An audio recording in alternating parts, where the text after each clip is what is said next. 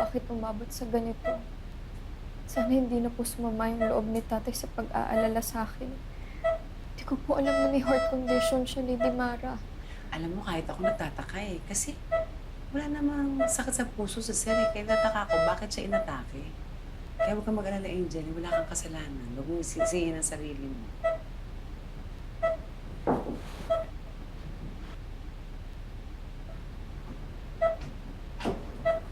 Morning. Good morning po, Doc. Ngayon po. Doc, kamusta po siya? He suffered a heart attack dahil sa baradong coronary artery. We performed an angioplasty and na-restore na rin yung blood flow sa heart niya. We just have to wait for him to wake up. Pero kamusta po siya, Doc? Sa ngayon po, wala po kayong dapat alalahanin. Mga ilang oras lang po at magigising na ulit ang pasyente. Salamat sa Diyos. Salamat po, Doc. Mauna na po ako. Salamat sa Diyos. Naku, Angel. Alam mo ba, sabi ng mga katulong sa mansyon na wala na daw doon si Miss Serena. Sigurado ako tumakas na yun. Kasi maghahasik na naman yun ng panibagong lagim. Kaya siguro dapat puntahan ko na yung kaibigan kong polis.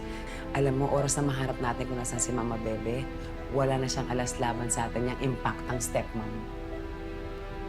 Nag-iingat po kayo, Lady Mara. Samahan ko po muna si tatay hanggang sa magising po siya. Sige, iwanan muna kita, ha?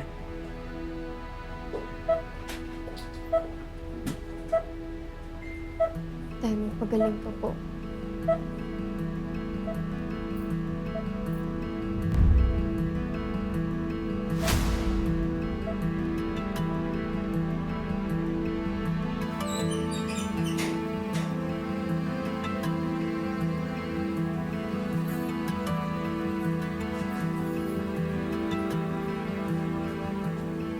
Kumain na kayo.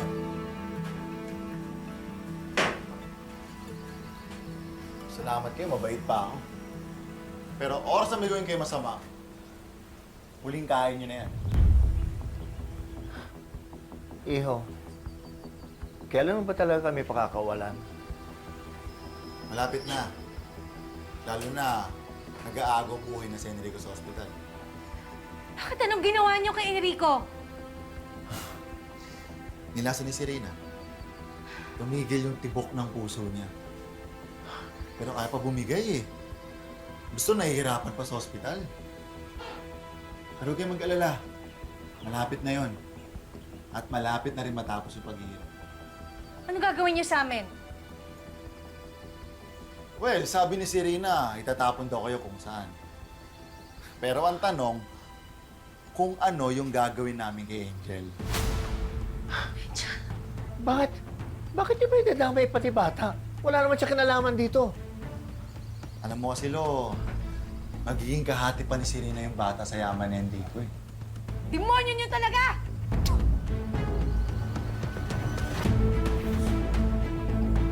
Frenny! Hoy, ano ko yan? Pasensyahan tayo. Pera-pera lang labanan.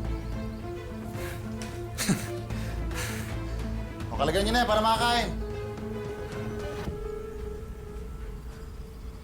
At bandayan nyo mabuti ang mga yan, ha? Ha? Eat well.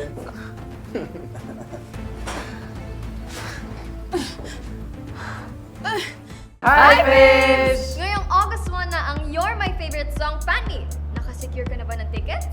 Kung hindi pa, make sure to check GMA Public Affairs social media pages to know more. Dahil maraming performances at freebies kagaya ng exclusive photos, stickers, at posters. Kaya tara na!